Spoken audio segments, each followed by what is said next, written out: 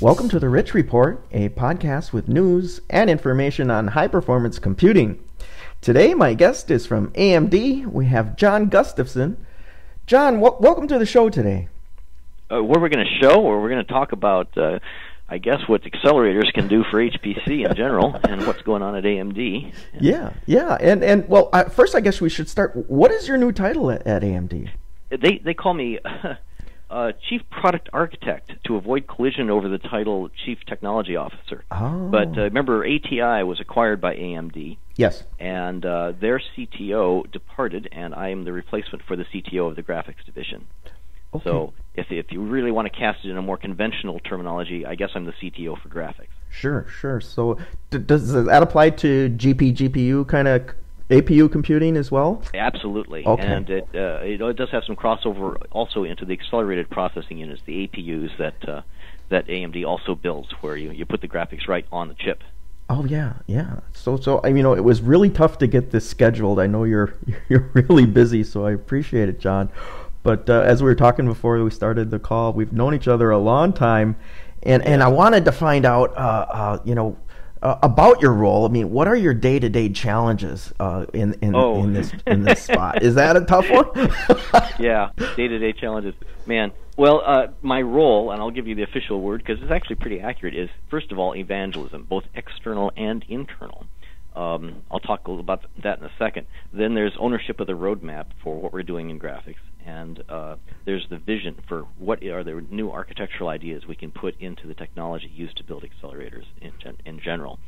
And when I say internal evangelism, I've discovered that a lot of parts of AMD don't necessarily understand the value proposition of the other parts of AMD. Mm-hmm. And they're almost a little bit reminds me a little bit of what IBM went through for a while, where they had one system group would compete with another one and even advertise against them.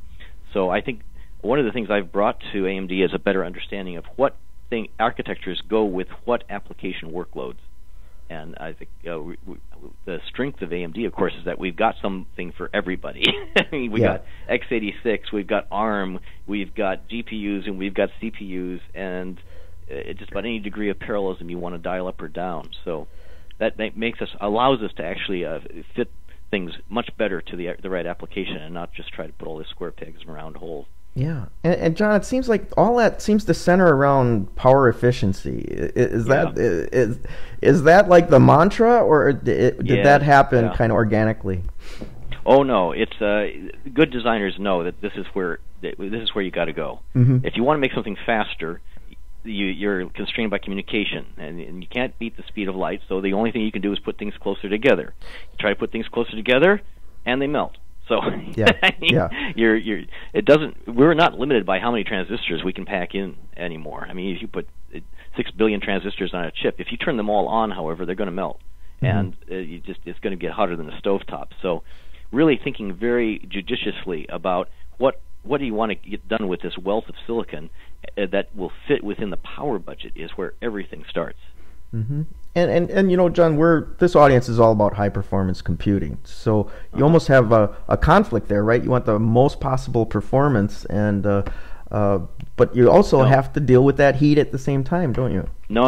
It's not a conflict anymore. It's just kind of strange that this is what's limiting performance is the heat dissipation. Mm-hmm. I mean, actually, that goes back a long ways. Back with the emitter-coupled logic, remember that Seymour Cray had to use his fluid cooling on the Cray 1 because it was 150 kilowatts, and if you turned off the cooling system on a Cray, it would turn into a pile of molten copper in 5 minutes. Sure, some serious arc welding going on there, right? And then once we got into VLSI, it seemed like the problem was solved, at least for a while, and people were just delighted by, like, the first IBM PC. It's hard to believe, but the first chip in that thing, the 8088, I think was a 4-watt chip. Okay. They weren't really pushing very hard. Yeah. And the wattage just kept going up and up with each generation. You see this in the video games too. I remember a Super Nintendo system used to have something like about a 5-watt power consumption, and now you look at a PlayStation 3 and it's 380 watts. Wow. It uses more wattage than the television does. Yeah. So we've now ramped up to the point where just about all the really high-end microprocessors are pushing about 130, 140 watts. And that's what you can get away with an air-cooled thin thing. sticking out of it and blasting air across as fast as you possibly can. So you're up against the same restraints as the competitors, the IBMs and everybody else out there. So sure. how do you approach the same as embedded too? Anybody who's building embedded stuff or trying to build mobile devices, it's all the same issue. How many operations per watt can you get? Yeah, because the best cell phone in the world isn't much good if it lasts an hour on the battery, right? So yeah, exactly. Is that driving where things are headed for HPC? That kind of that low power. And building on that? It's what it looks like. I mean, you see accelerators are starting to populate a lot of the top 500, and the green 500 just, I mean, I don't even know how you begin to get a high score on the green 500 without using an accelerator because they're so power efficient. Yeah. Right now, you know, this card we've got, the FirePro S10000. Yeah. It's the fastest accelerator card you can get. It's like 6 teraflops in single precision and 1.5 in double precision, and that was used in the University of Frankfurt to get the number 2 slot. Just like the first time we entered the green 500, and then we get number 2. So kind of makes you sit up and pay attention to. This is a pretty interesting way to get higher power efficiency, a lot more flops per watt, and there's some inherent architectural reasons why that's just got to be true, and is going to be true in the future as well. And then, of course, there's challenges with that, right? Whenever you use an accelerator, you came from you were at ClearSpeed for a while, right? And you have to go through that bus to move data around. And I keep reliving my youth. You know, point systems. Yeah. This is here's this great accelerator that you can attach to a general purpose computer, but you got to move all the data over and back and forth, and sometimes it's not worth it. So I keep returning to the same theme, and I enjoy it a lot because there's this set of things that a separate accelerator does extremely well, but be careful you don't overclaim what they can do, because there's some things where you really want it to be either highly integrated, like an APU, or you don't even want to use an accelerator at all for some things like word processing. Yeah. But generally, if you really have a lot of work you need to get done and take some heavy lifting, that's exactly the things for which these are the most applicable. And it's the same set of applications over 3 decades that I've been in this business. Yeah, and then, you know, you've got with AMD and their APU, you've kind of taken that and integrated it onto at the chip level, have you not? Yes, we have, and boy, does that get the power down. I think our APUs are like 65 watts, something like that, but you're getting teraflops out of or a teraflop anyway, out of a 65 watt part. And when you think about the fact that that's also got access to the entire main memory of the server or whatever you're sticking it in, you don't have this 4 gigabyte or 8 gigabyte limit of the graphics board. It's not as fast memory. It's probably 100 gigabytes per second instead of 500 gigabytes per second. But if you can get to close to a terabyte and you can process it with a vector processor, that's pretty interesting. Now you've restored the balance we like to have of like a terabyte of data to go with a teraflop of computing. And I know you're big into big data. Yes. And that's one of the misconceptions, I think, is that that's different from HPC. Of course it's HPC, but all the issues of dealing with these massive amounts of data, graphics accelerators are just fantastic for that kind of stuff. They're just really, really good fit for many, many of the things. And but it's still kind of fledgling, is it not? I mean, they didn't write Hadoop to go run on a GPU somewhere, right? When they first came up with that. But actually, there's some progress of, I believe, some OpenCL support within Hadoop for some of the things that Hadoop does. So watch this space over the next year. Yeah, software I can change a lot faster than I can change hardware. It takes me a couple years to steer the hardware roadmap, but software, sometimes it's just a matter of supporting the right partners. So John, being in your role at AMD, everyone's talking about Exascale, right? This target, and we seem to be very far away, especially in terms of power. Hitting that target. That's what I used to think, and I came to AMD and I noticed that the goal for Exascale is 50 gigaflops per watt, right? I mean, you take a look at the FirePro board, and we're at 16 gigaflops per watt. Okay, so wow, that's only a factor of 3. Yeah. I thought, oh wait, but that's single precision. But we know how to make the double precision much closer to the single precision speed. And if you just, this was only 2013, and that was actually a 2012 product. So if you're trying to get to Exascale by 2018, I'm a lot more optimistic that we can build a system where there's like 10 teraflops per node, and you don't need nearly as many nodes, with a shared memory space, in order to get a decent cluster that up to an exaflop anymore. I'm a little bit more worried that the Exascale whole effort is just too focused on how many double precision operations can we crank out per second, and not enough on what are you doing with them anyway. Yeah.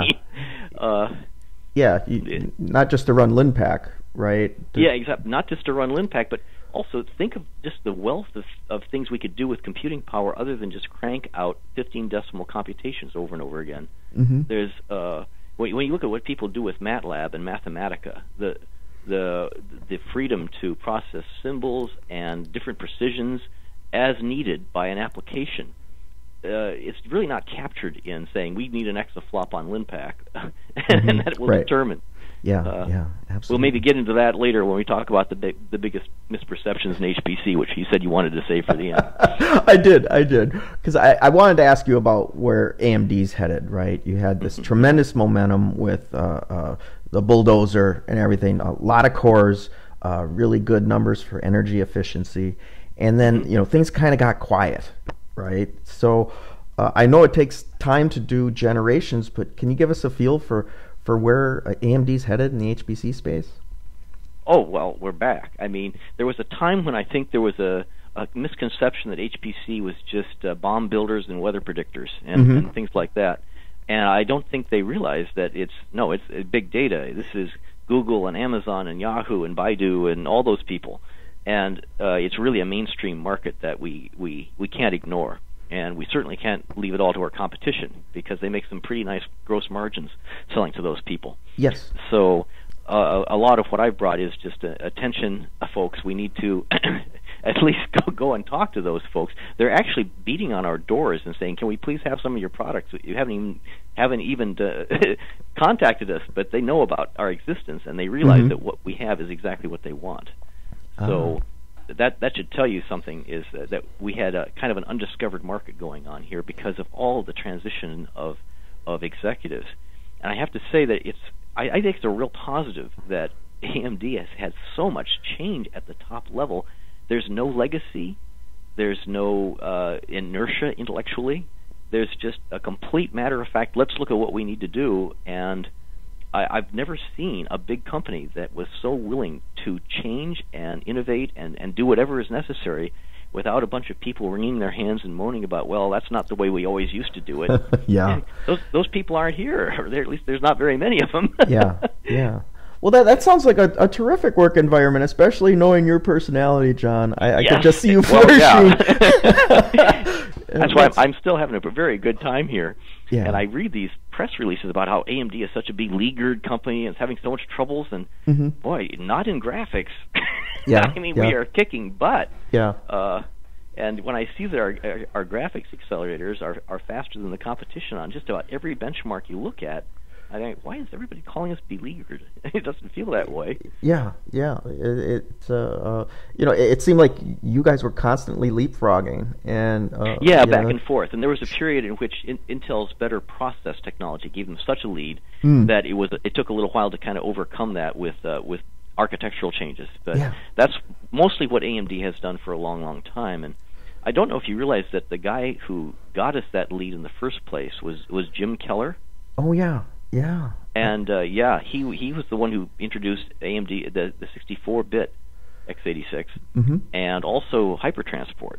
And he was in the mid 2000s. Jim Keller really was the reason we were giving the Intel folks a run for their money. Well, he came back to AMD from Apple, where he was designing. He had designed the ARM-based processors for the iPhone and the iPad. So we've got like one of the best architects on the planet here, and he's back. And he joined like 2 weeks before I did. Oh yeah, that's right. Well, John, let's move into the fun stuff, because I promise. I watch your on LinkedIn a lot of discussions about HPC, and it seems like when John comes into a discussion, he's trying to kind of clear the air and say, look, you're missing the point. And I was wondering, could you tell us your top 3 misconceptions about HPC? Well, I think one that we've had hanging over us for the longest time is if maybe the LINPACK benchmark isn't a perfect benchmark, but at least if your supercomputer ranks higher in the top 500, then it will run applications faster. Mm-hmm. And that the biggest challenge is to increase the peak flops and get to an exaflop. That is a huge misconception. I can show you many cases where the higher the score on the top 500, the worse it is, actually, because they put all the money into the wrong things and gotten a bad system balance, trying to score on, make a LINPACK warrior out of their architecture. And if you do intelligent, balanced designs where you really can have all the bandwidth and the communication you need, that's way more important and way more effective at getting genuine application performance. And people who've been in the business know that, but I still see newcomers, and unfortunately, the people who fund these things in the government don't understand that it's not about the peak flops. It's about the productivity. Yeah. I heard this story the other day about Mark Seeger back when he was working with the labs, and he used to tell people, you storage guys are taking away my cycles with the resources, the financial resources it takes to do your storage. You're taking away my compute flops that I need, right? Yeah. So actually, that's another way of putting it is there is this perception out there that anytime you're just moving data, it's overhead and waste. But actually, that's the job to be done. And the arithmetic that you do on the data is free. I mean, it's completely overlapped. Yeah. But when you think about what you're actually doing with the computer these days, all of the money, all of the electricity, and all of the cost of parts is going into the wires. It's the communication, whether it's on-chip wires or off-chip wires. That's where you're spending your time. That's where you're generating all your heat dissipation. Yep. And that's actually the second biggest misconception in the business, is that it's all about the transistors. And somebody announces a better transistor, oh, well, that means they're going to be better. And if you make all the transistors in an existing design infinitely fast, you'll probably increase the speed of the system by 10%. I mean, because the wires don't get any faster, right? Yeah, you didn't make the wires any faster. Now, if you can dramatically drop the power consumption of a transistor, then you can shorten the wires, and that translates to speed, which is why there's still some life left in Moore's law. Yeah. But I see that AMD is still in a leadership position when it comes to high-density computing, and high density translates to high speed. Absolutely. Okay, so that's 2 misconceptions. What was the number 3 on your list? This one might surprise you, but I've been thinking about this for years and testing it out with talking to customers, which I used to be a customer, and I tell you, the biggest one that I think we now have to fight is this idea that 64-bit precision is necessary and sufficient in most cases.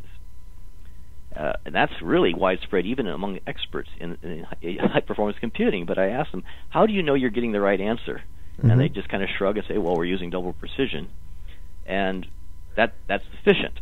But in fact, even if it is sufficient, then it's probably incredibly wasteful, because parts of your calculation definitely don't need 64 bits. 15 decimals. Your physical constants like gravity to 3 decimals. Yep. Or you're doing seismic data and you got a 12-bit A to D converter, and then you're computing everything with the possible dynamic range of 10 to the 38th power if you need it. No, you don't need it. Yeah. And I think about how much energy goes into all that waste of way too much exponent and way too much fraction in your floating point numbers. So where I see a whole lot of possible ways to get to an exascale computer faster is think harder about every bit that you move between memory and processor, external memory and processor. Was that trip necessary? Did you really need that bit? There's so much waste because of convenience to the programmer, and because we don't have the numerical analysis skills anymore. That we're attempting ever more ambitious calculations with ever less numerical skills. Yeah. So that's the big misconception, is that we can just get away forever with always using 64-bit flops. Oh, interesting. Al Wagner from Samplify was talking about this the other day at the conference I went to, and he said that, you got all these sensors, and you're doing this supercomputing on them, right? And he goes, the actual sensor didn't have 64-bit in the first place, and you're computing all this at this much higher level of computational density that you need to. Exactly. You're not creating any more accuracy. But people will shrug their shoulders and say, we don't know what's safe. We don't have the tools. But I'm thinking of some ways that we could actually at least partially automate the right sizing of precision in an architecture, so that you wouldn't have to think about it. And some things that would be to floating point arithmetic, what floating point arithmetic is to integers, where you used to have to keep track of your range and where the decimal was, and keep it in a separate variable and move it back and forth. And that was the bad old days of fixed point computing. But once we start tying things right into the number that says, this is where my decimal point is, and we'll automatically track it for you, that really enabled what we now think of as HPC. But there's something beyond that, and that's where I'm getting pretty excited about the ways we can fix things with better computer designs and not burden people with productivity sapping exercises in applied math. Well, great. Well, John, kind of a wrap up, and I like to ask this of the high level architects, but will you ever put yourself out of business? Will they ever I built something that's so fast, they're all satisfied and I can just go home? No, I think you know the answer to that. HPC people want to simulate the entire universe, and they want 3 examples of it. So yeah. Once you can do that, once you've got every single atom in the known universe working as a computer, then they'll say, okay, that's about nice. That's what we need. There's unlimited appetite in this business. There are things actually for which we've gotten things fast enough that we don't think about them being challenging anymore. Like I would say audio processing or small circuit simulation is do that like balancing your checkbook. Yeah. And that we tend to always focus on the things that are just out of reach, like really good climate prediction or something like that, or being able to do real-time graphics with ray tracing and full global illumination. That's just out of reach, but it seems like we're almost there. So that's what we always call high-performance computing. But I think there's always going to be something out there that we wish we could do that we can't quite do yet. Yeah. Well, John, I can just hear the enthusiasm you have for your current role, and I really want to thank you for coming on the show today. Hey, thank you, Rich. Great to talk to you. You bet. Okay, folks, that's it for the Rich Report. Stay tuned for more news and information on high-performance computing.